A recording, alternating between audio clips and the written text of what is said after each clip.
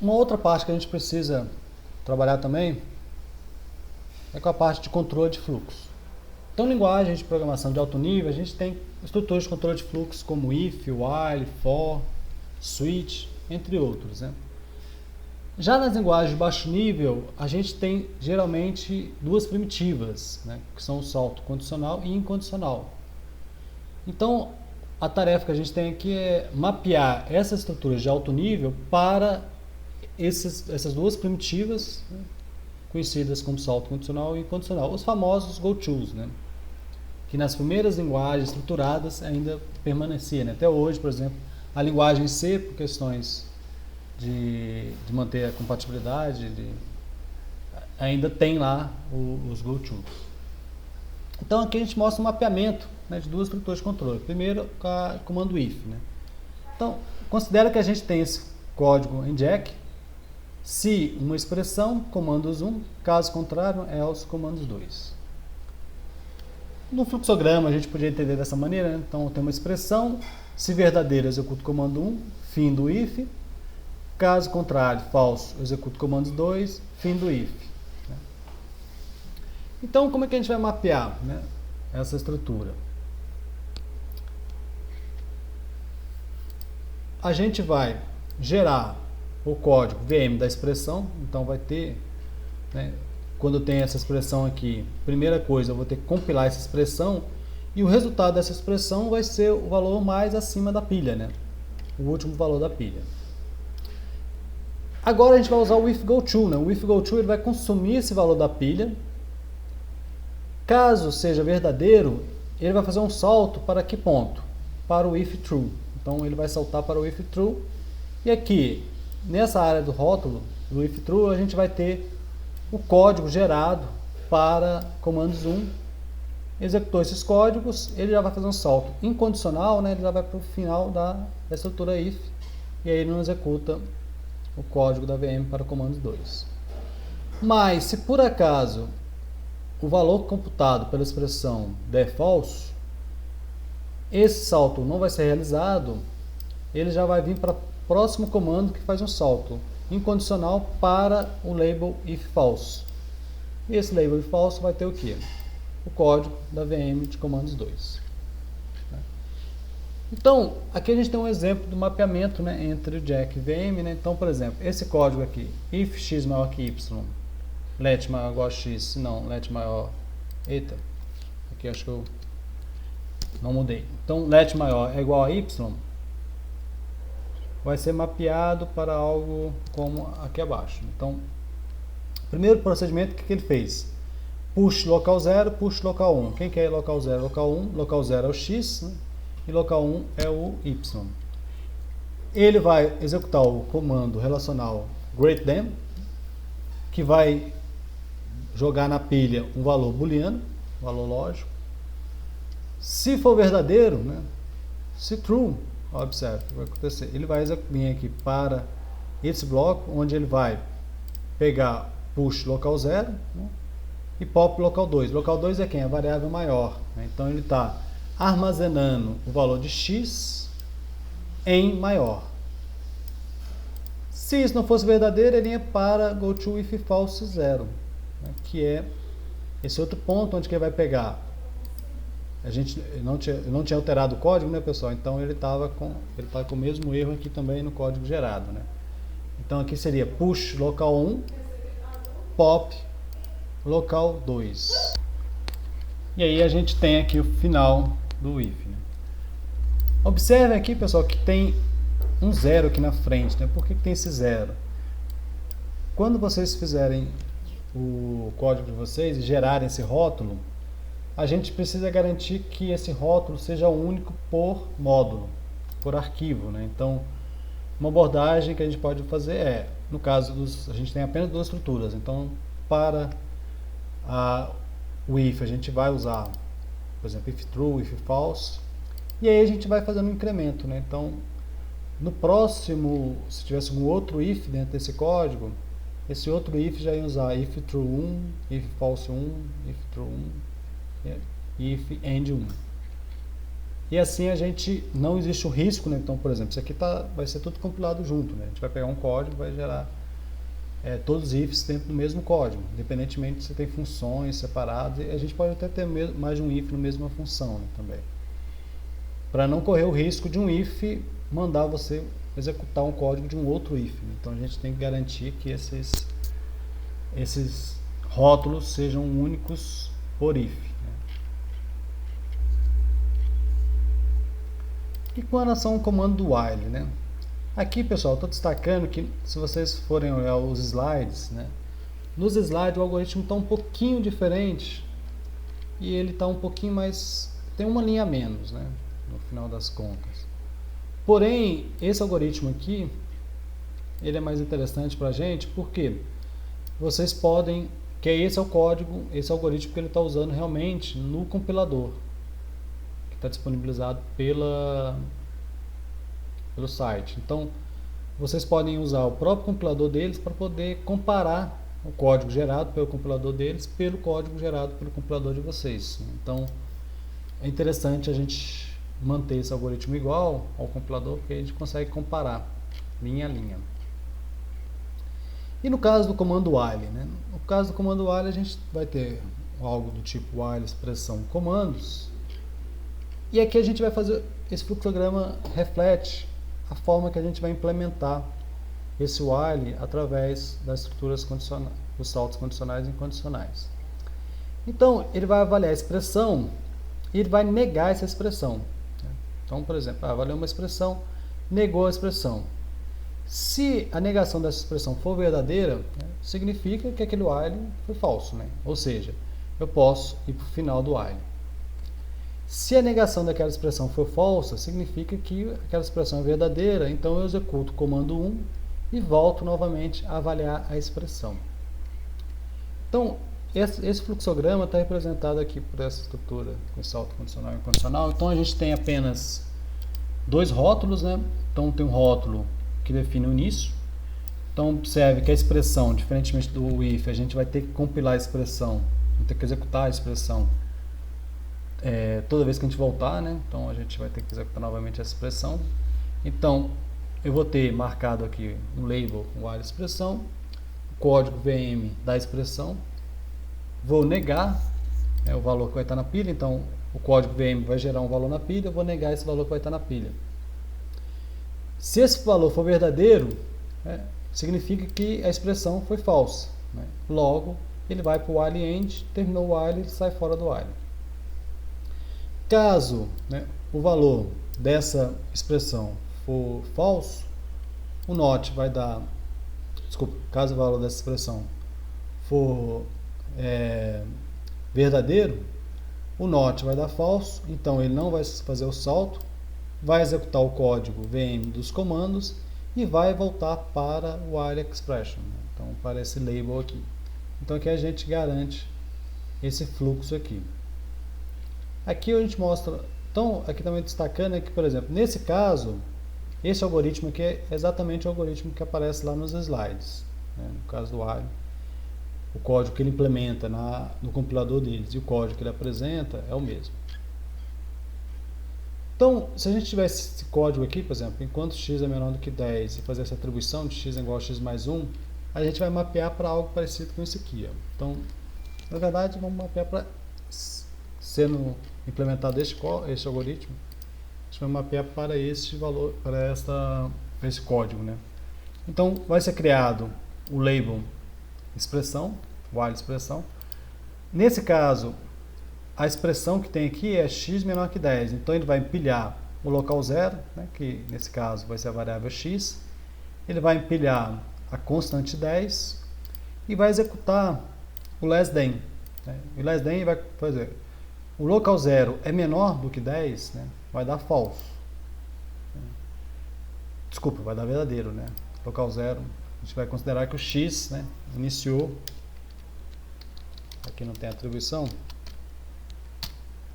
vamos considerar que o x inicializou com 0, né? Então vai dar verdadeiro, né? O not vai dar false, ele não vai fazer o salto, né, para o final, ele vai executar agora essa operação, né, que é push local zero, ou seja, vai empilhar novamente o valor de x, vai empilhar o valor de 1, né, e vai somar esses dois valores, e o resultado que está na pilha, né, que é a soma de local 0 com constante 1, vai ser desempilhado para local 0, ou seja, eu estou atualizando x é igual a x mais 1. Feito isso, ele vai voltar novamente para o while expression, né? Então ele vai fazer isso enquanto o valor que está em local 0 for menor do que 10. Quando o valor for igual a 0, esse less than vai dar false, o not vai dar verdadeiro, e o if go to aqui vai lançar ele para fora dessa estrutura.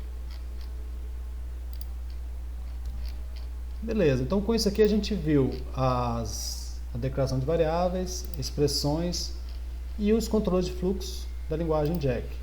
Porém, a linguagem Jack também possui arrays, né? Então, os arrays são armazenados como sequências contíguas na memória, né? O nome do array, por exemplo, para quem conhece um pouco C, né, a gente vê isso mais explícito do que em linguagens de mais alto nível, como o Java. O nome do array é geralmente tratado como um ponteiro para o endereço base do bloco de RAM, né, onde foi alocado. Em algumas linguagens, como Pascal, por exemplo, o espaço de memória necessário já é armazenado estaticamente, né, quando o array é declarado. Porém, em linguagens C, C++ e Java, a declaração de uma variável apenas resulta num espaço para armazenar um ponteiro, que poderá apontar para o endereço base, né, dessa matriz, desse array, né.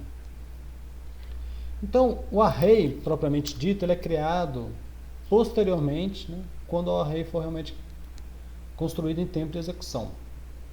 Esse tipo de alocação a gente chama de alocação dinâmica, né, e ela é feita no heap, na área de heap, diferentemente das variáveis locais que fica na área da stack.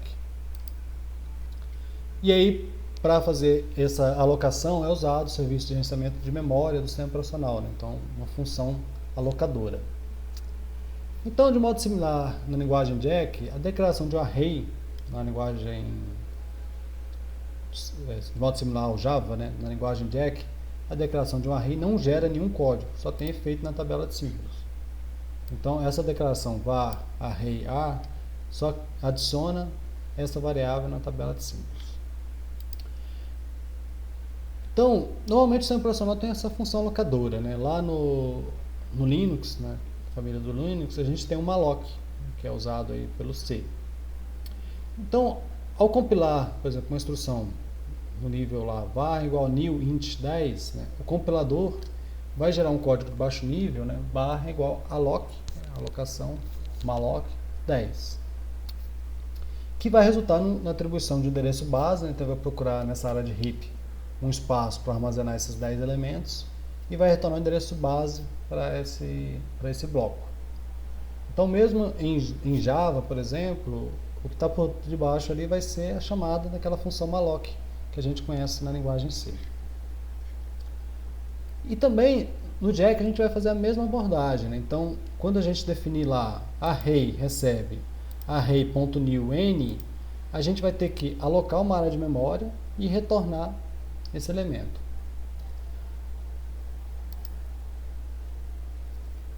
Então, como o array ele é um objeto, né, a geração de código dessa chamada será similar que iremos usar com outro qualquer objeto. Então, a gente vai ver melhor essa questão da chamada aqui. Só que isso aqui é um método estático, né, que a gente tem que dar uma olhada depois nisso aqui melhor. A manipulação de arrays, né? Então, vamos ver a questão da sintaxe de colchete. Então, o array é um objeto.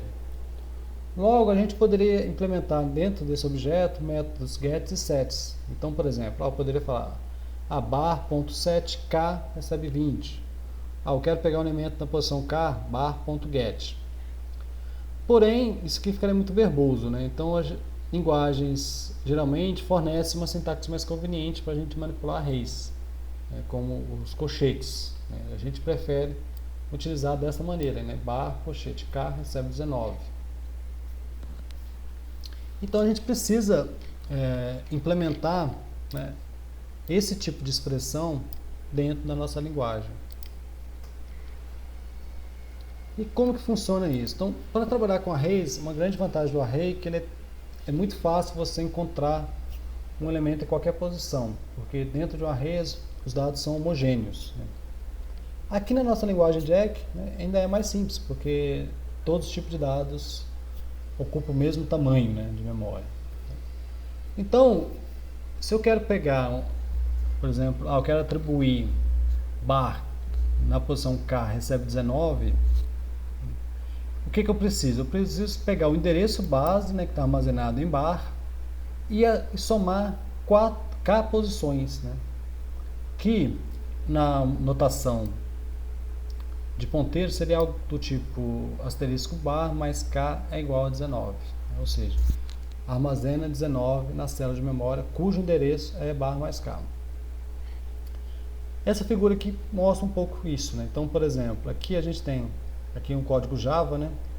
A gente declarou a variável bar, né, como um inteiro, e aqui a gente instanciou new int 10 posições, né? Bar K é igual a 19. Então, nesse momento de instanciar a variável bar, que é uma variável local, está armazenada na pilha, ela vai receber como valor um endereço para uma outra área de memória, que é no heap, onde está localizado este array. Então ele vai pegar aqui da posição 4.315 até 4.324, as 10 posições aqui.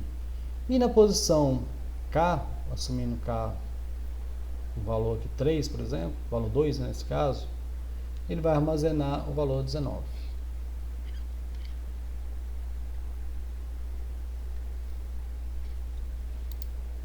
Vamos ver aqui um caso em Jack, né? Então, por exemplo, a gente quer fazer essa atribuição.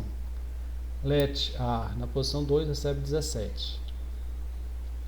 Então, para compilar esse código específico para a máquina virtual, o que a gente ia precisar?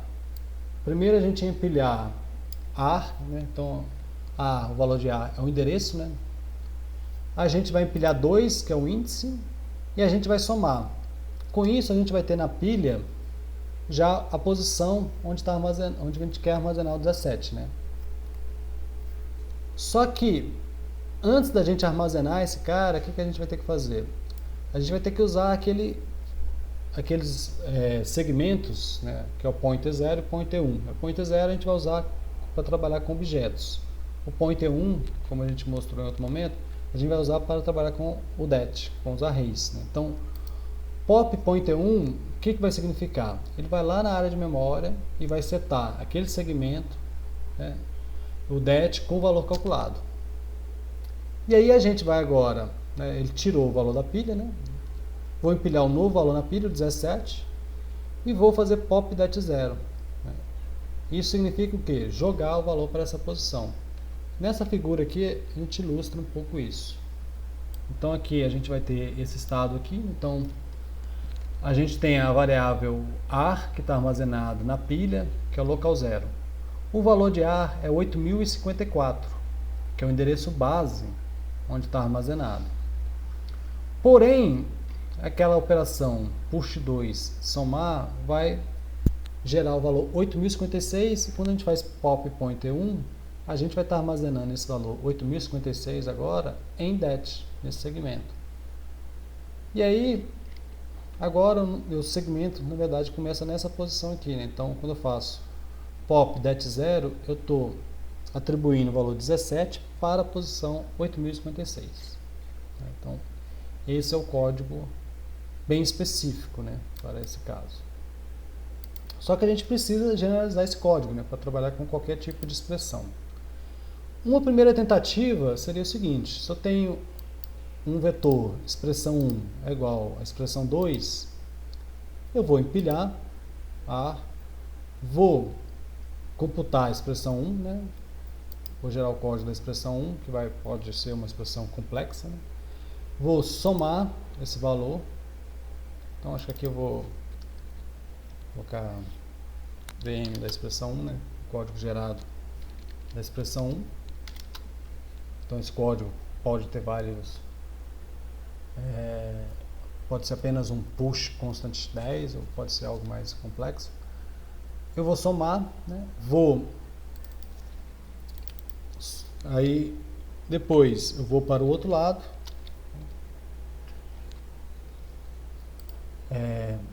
Desculpa, primeiro, aí eu vou setar, né, o det, né, igual a gente fez no exemplo anteriormente. Vou executar a expressão 2, né, que pode resultar em algum valor na pilha. E aí eu vou armazenar esse valor que está na pilha em det0. Né. Esse código vai funcionar com casos do tipo, vetor na posição 2 recebe 4 vezes 5, ou com chamada de funções. Né. Porém, se eu tiver uma atribuição do tipo let A1, né, recebe B na posição J, será que funciona? Né? Então, o que vai acontecer aqui, pessoal? A gente vai fazer as operações. Então, push A, né? Aí push I, né? Então isso aqui é um pseudocódigo. Né? Então, eu pilhei o valor de A, pilhei o valor de I, somei e armazenei esse valor lá no segmento, né? Det. E aí eu vou manipular o lado direito, né? Push B, push J, add, pop, point 1. Né? Então, se lá do lado direito eu estiver também trabalhando com arrays, vai acontecer que eu vou sobrescrever o pointer 1, esse segmento. E aí, quando eu tentar fazer depois lá o pop det0, né, essa operação aqui, a gente já vai estar armazenando aquele valor nele mesmo, né? A gente não vai estar executando o que a gente quer, porque a gente perdeu o valor do endereço desse array 1. Né? Então, qual seria a solução? É a solução de sempre. Né? A gente vai ter que criar uma variável temporária, né, para armazenar esse valor. Então, aqui a gente vai fazer o seguinte, a gente vai empilhar o valor do array, vamos gerar o código da VM para calcular, né, e empilhar o valor da expressão 1. Então, a gente vai gerar a VM para a expressão 1, vou botar só o código VM da expressão 1. Pegar mais direto aqui.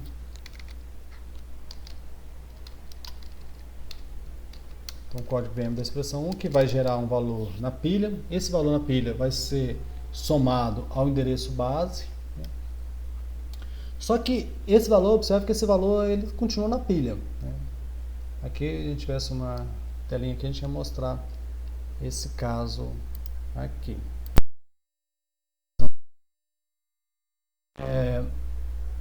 Então, push array, por exemplo, vamos considerar que esse push array é o valor 1000. O valor 100, né? Vou colocar o valor pequeno para ficar mais fácil de escrever aqui. O código VM da expressão gerou, sei lá, 3. Quando eu somar, né, ele vai...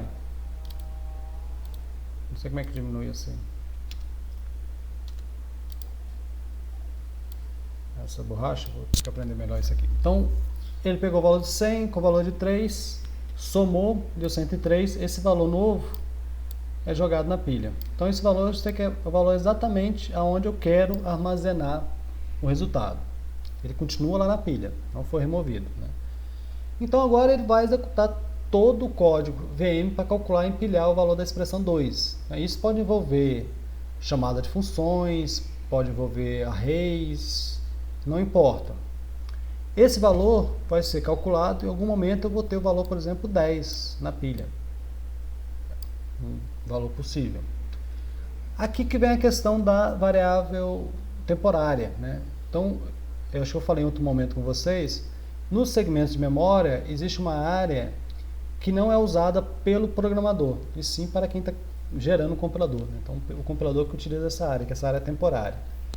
Então, esse valor que está na pilha, 10, o valor que está acima na pilha, vai ser removido da pilha, né, com a operação pop.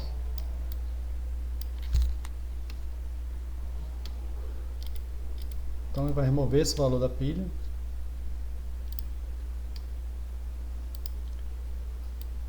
Guardou lá no 10, então agora já não está lá mais. E aí quando eu faço pop pointer 1, eu estou tirando esse 103 e estou jogando ele lá para aquele segmento det. Então esse valor 103 vai sair da pilha e vai setar o segmento det. Então novamente, agora eu tirei o valor 103, vamos imaginar que está lá no segmento det. E aí quando eu faço push temp 0, eu vou pegar esse valor 10 e vou adicionar ele na pilha, aquele valor temporário que eu guardei antes. Aí agora sim, eu posso fazer pop det 0. Então ele vai pegar esse 10 e vai jogar lá no endereço base. Endereço base não, desculpa. Nesse endereço, exatamente nesse endereço 103, que está lá na área do heap, né? Então, essa abordagem aqui, a gente não precisa se preocupar, porque, por exemplo, coisas como essa, por exemplo, eu tenho um array dentro de outro array, ele vai funcionar sem problemas. Então, vocês podem até testar depois, quando vocês tiverem a implementação. E por fim, então esse vídeo vai ficar um pouco longo, mas eu queria fechar essa parte com vocês, sobre a questão de objetos, né? Então, isso aqui eu já tirei, vou apagar isso aqui.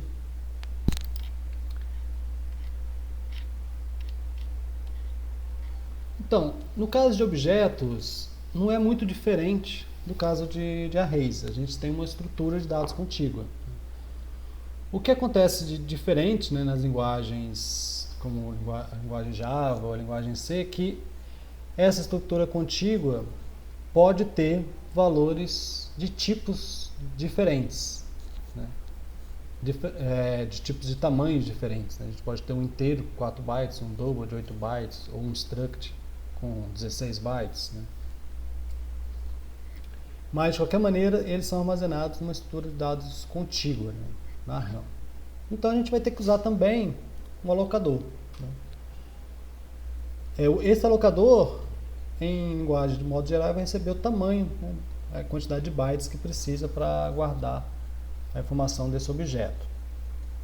Então, por exemplo, com esse código Java aqui, né, então a gente tem aqui uma classe complex, e aqui a gente está instanciando dois objetos do tipo complex, né? Então, os objetos A, B e C são apenas endereços, né? Então, a variável A, quando eu chamo new complex, ele vai alocar uma área de memória no heap, né, armazenar os valores 5 e 17 e retornar esse endereço base, né? Então, a variável A vai receber 6.712. A variável B, né, achou uma outra área de memória, retornou o endereço base, que é 7002, né, e armazenou lá 12.192. Quando eu faço algo do tipo C recebe A, o C só recebe o mesmo valor que está em A, né? Então, a variável C vai receber o mesmo valor que está em A, que é 6.712, vai vir aqui para a variável C. É apenas uma referência. Então, são apenas endereços de memória. Então, é assim que funciona no Java e é assim que vai funcionar também no nosso código aqui. Então, vamos ver a questão de construtores, né? Então, a questão da chamada de um construtor. Então, em uma dada classe, podemos chamar um construtor, né, de uma outra classe, né, como abaixo. Por exemplo, tem aqui declarado a variável P1 do tipo point, em outro momento eu estou instanciando point new 2 e 3. A chamada de construtor ela não vai diferenciar muito de outras funções, né? Então, vai assumir-se que o construtor irá alocar memória e depois vai retornar, né? Deste modo, a gente vai ter o seguinte código aqui, né? Então, para esse caso aqui, por exemplo, tem o P1 recebe point new, P2 recebe point new. O que a gente vai fazer aqui? A gente vai empilhar o valor 2, empilhar o valor 3 e chamar o point new.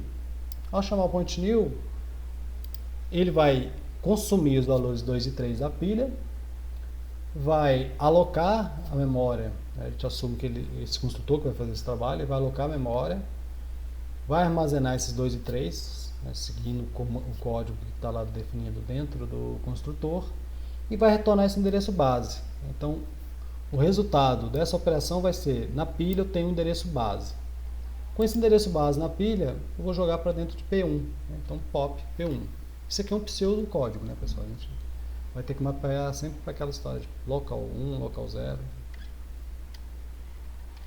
Então, em tempo de compilação, né, o compilador vai mapear o P1 em local 0 e P2 no local 1,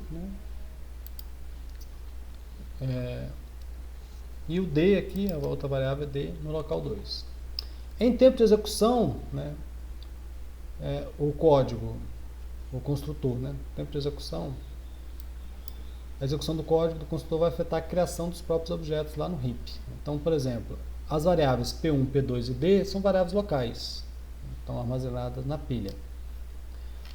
A chamada de funções vai alocar um espaço de memória. Vamos supor que a primeira chamada, P1 1000, vai retornar o valor 6012, né, que é esse valor na área de memória, e a outra vai retornar 9543, onde que a gente vai estar armazenando esses valores aqui. Já no caso do construtor, a implementação a gente vai ter que considerar algumas coisinhas, né? Então o construtor ele precisa criar um novo objeto, assim como qualquer método, o construtor tem que ser capaz de manipular os campos do objeto atual, né, as variáveis de instância do objeto recém-construído, né, que ele mesmo construiu. Aqui, pessoal, só relembrando aqui a questão do this, né, então, quando a gente trabalha lá na VM, por exemplo, eu quero setar esse this, né, que é o elemento para poder acessar os índices 0, 1 e 2, eu tenho que criar esse novo segmento, né? Então, esse segmento virtual, ele é criado a partir desse this, né? Então, quando eu definir this 8000, ele considera esse endereço base, né? 8000, temos esse segmento this. Então, para setar this com 8000, primeiro eu vou ter que empilhar o 8000 e usar pop pointer 0. Né? Por que pop pointer 0? É uma convenção. Então, quando ele está fazendo pop pointer 0, ele está dizendo o quê? Ó, this recebe o que está na pilha. E aí eu posso fazer operações com push e pop, com this 0, com this 1. Né? Então, this 0 eu vou estar acessando a RAM na posição 8000 e this 1 eu vou estar acessando a RAM na posição 8001, né? Que aqui no caso, cada célula é do mesmo tamanho.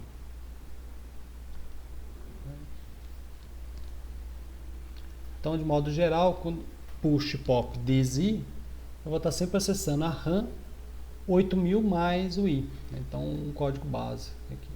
Eu quero atribuir o valor 17, né? Então, eu vou lá, push 8000, pop pointer 0, push 17, pop this 1. Então, eu vou estar colocando o valor 17 no segundo campo definido lá no objeto. Então, agora vamos ver esse código aqui, né? Então, eu tenho a classe ponto com as variáveis x e y, field, e tem uma variável estática, point count. Aqui eu tenho os dois valores, x e y, né? Atribuindo. Então, durante a compilação, a gente tem que ter essa noção que vai ter essas duas tabelas de símbolo. Deixa eu ver se eu consigo colocar aqui um do lado da outra. Não vou tentar não, que vai atrapalhar. Então, essa primeira tabela é a tabela de nível de classe, essa segunda tabela é a tabela de nível de método. Então, o construtor vai ser mapeado para algo como abaixo. Então, ele vai usar a tabela de símbolo de rotina, de subrotina criada. A partir da tabela de símbolo da classe, o compilador vai descobrir quantas células serão alocadas, né? Então, aqui ele vai descobrir, olha, quantos fields tem? Tem 2 fields, então preciso gerar 2. Então, por isso que ele vai empilhar 2, né? Que são as duas células x e y. Aí ele vai chamar o memralloc, né? Esse memralloc vai usar um argumento, né? Que é esse valor 2, então esse memralloc vai consumir o valor 2 da memória, vai consumir o valor 2 da pilha, vai alocar uma memória, aí a gente vai deixar isso para o sistema operacional, por enquanto a gente não está preocupado com isso, mas é equivalente a uma lock, e vai retornar esse endereço. Esse endereço eu vou jogar lá no this, né? Então essa operação eu tenho que fazer a mais, então pop pointer 0. Então vou estar setando o this com esse endereço base. Daqui para frente eu vou usar como se fosse outro método qualquer. Então posso trabalhar com, eu quero atribuir a x ao x, né? A x é o primeiro argumento, né? Então puxa argumento 0, joguei o argumento 0 na pilha. Pop de 0, eu estou atribuindo esse valor da pilha para a variável x. O mesmo é feito com y, né? Aqui o mesmo é feito com point count, né? Então point count, eu empilhei o valor de point count, que é o static 0, empilhei o 1, somei e guardei em static 0. E aí, por fim, o que eu faço? Eu vou ter que empilhar o point 0. Então ele vai tirar aquele valor, o this, não tirar não, né? Ele vai usar o valor que está armazenado lá no this, colocar na pilha, e esse valor que está na pilha que vai ser retornado. Ou seja, vai estar retornando o endereço base, que é o que a gente espera. que o construtor faça, né? E no caso dos métodos, né? No caso dos métodos, em linguagem orientada a objeto, os métodos são geralmente chamados dessa maneira, né? Então, eu quero calcular a distância entre P1 e P2. É P1 ponto distance P2. Eu quero pegar o x de P3, P3.getX, né? Em uma linguagem procedural, seria algo do tipo distância entre P1 e P2, né? Ou getX de P3, né? Ou full de objeto passando dos argumentos x1 e x2. Então, uma solução, né, é, ao chamar o método, o objeto no qual o método é chamado para operar é sempre passado como primeiro argumento, de modo implícito, né? Então, o compilador que faz isso para a gente.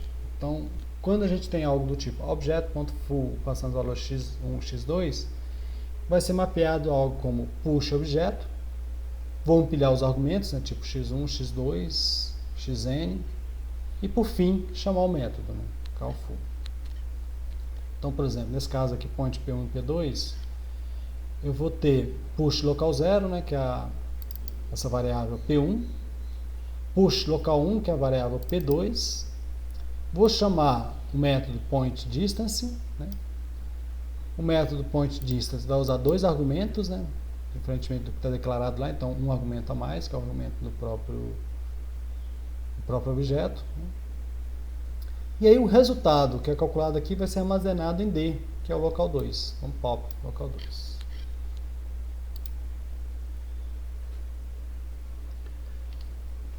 Ok, então isso aqui é a chamada de métodos, né? E com relação à implementação de métodos, né? Então os métodos são projetados para operar no objeto atual, né, que se diz. Portanto, o código de cada método precisa ter acesso a esses campos de objeto.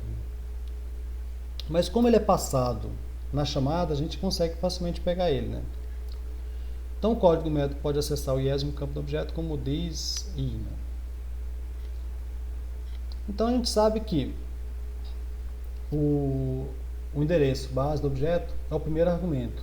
E a gente sabe que para setar o this a gente vai usar o pop pointer 0. Então vamos pegar um código aqui de exemplo. Então tem aqui essa classe ponto, novamente, e a gente quer implementar esse método distance aqui, né? Então, em uma outra classe eu vou ter a chamada, né, esse cara.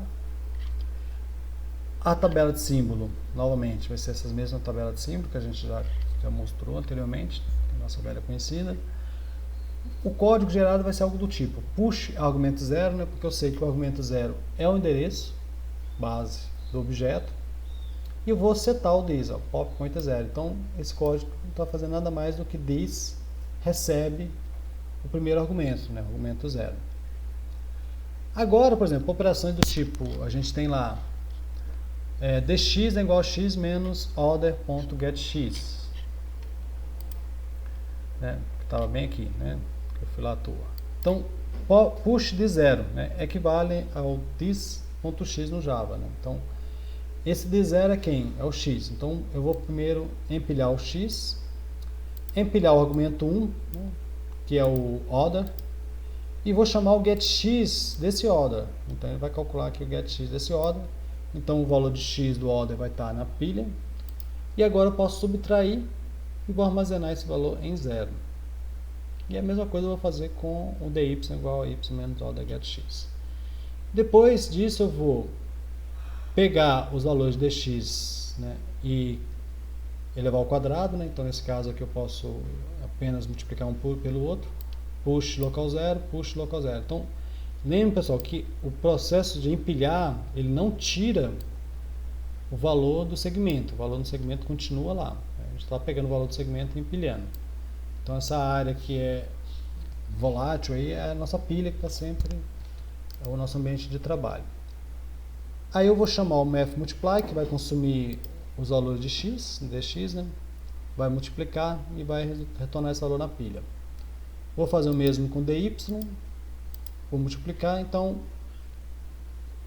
nesse ponto aqui eu tenho o resultado de dx multiplicado por dx e dy multiplicado por dy. Eu vou somar esses dois valores e vou tirar a raiz quadrada desses valores. Então aqui eu estou calculando a distância euclidiana entre dois pontos, usando aqui a máquina virtual.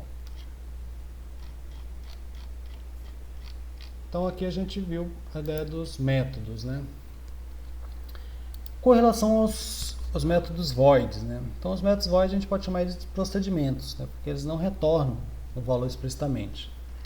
Então, por exemplo, eu poderia ter lá um método para imprimir, eu imprimo o x, imprimo o y e retorno, encerro. Então, diferentemente de outras linguagens, o return aqui ele é obrigatório, né? Na nossa linguagem aqui. Porém, a gente não está retornando nenhum valor aqui, né? A gente não está retornando nenhum valor. Então, para manter a consistência na implementação, né, o return, quando a gente for implementar esse return em baixo nível, a gente vai ver que o return ele sempre vai consumir algum valor da pilha para todos os métodos. Então, no caso de método do tipo void, a gente precisa implicitamente empilhar um valor nulo, né? Então a gente empilha constante zero, a gente podia empilhar qualquer coisa aqui, né? Mas para a gente saber que isso aqui é um valor a desconsiderar, a gente empilha um valor nulo. Então, vamos empilhar o zero e vou retornar esse valor, né? E essa abordagem, pessoal, não é usada apenas nessa linguagem que a gente está implementando, né? Então, observe esse código aqui do Python. Depois vocês testem esse código para vocês verem. Então, por exemplo, essa função printHello, ela não retorna nenhum valor explicitamente, né? Só que se você armazenar o resultado desta função em A e mandar imprimir, você vai ver que vai aparecer lá o none, que é o valor nulo, no caso do Python, né? Vou até mudar aqui para Python para ficar as corzinhas corretas aqui. Só que aí a gente tem um problema, né? Então, quando a gente chamar, por exemplo, a função p1.print, o que vai acontecer? A gente vai ter um valor lá na pilha, que é um valor nulo, que é um valor que a gente precisa ignorar ele. Então, a gente não pode deixar esse valor na pilha, porque ele pode afetar as próximas operações. A gente vai ter que jogar esse valor fora, jogar ele para um buraco negro. E esse buraco negro é o nosso temp zero. Então, usando novamente aqui esse segmento. Então a gente vai fazer as operações, aí sabendo que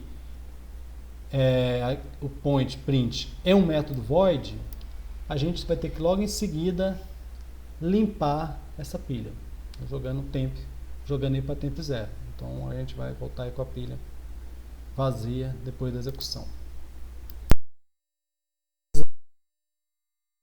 Funções, eles nem destacaram, né, sobre as funções nos slides, porque ela é um caso mais simples, né? Como assim? Então, no caso do Jack, né, os métodos de classe, que no Java a gente chama de método de classe, eles são chamados de funções, porque realmente eles se comportam como funções, né? Como na forma que a gente está usando, por exemplo, um módulo, tipo main.soma. A gente está usando várias dessas funções, por exemplo, do sistema operacional, para alocar memória, para criar uma string em memória, por exemplo. E aí, né, então, por exemplo, a chamada, né, nesse ponto aqui da chamada. Como é uma função, não é um método, não tem aquela história da gente empilhar o endereço do objeto, porque não existe um objeto, né? Então, nesse caso aqui, por exemplo, para somar 4 e 5, eu puxo constante 4, puxo constante 5 e chamo essa função main soma, mais nada. E depois eu armazeno o valor em D, né? Que aqui está local 2, mas nesse caso explícito aqui seria só local 0, né? Já do lado da função, né, da função soma, a gente vai ter apenas este comando aqui, né? Então, push constante 2, push argumento 0, call math multiply, e esse valor vai ser retornado. Então, por isso que as funções não são tão destacadas, porque na verdade elas não... É tipo os métodos, mas sem aquela parte explícita que a gente falou sobre a questão do setar o elemento this.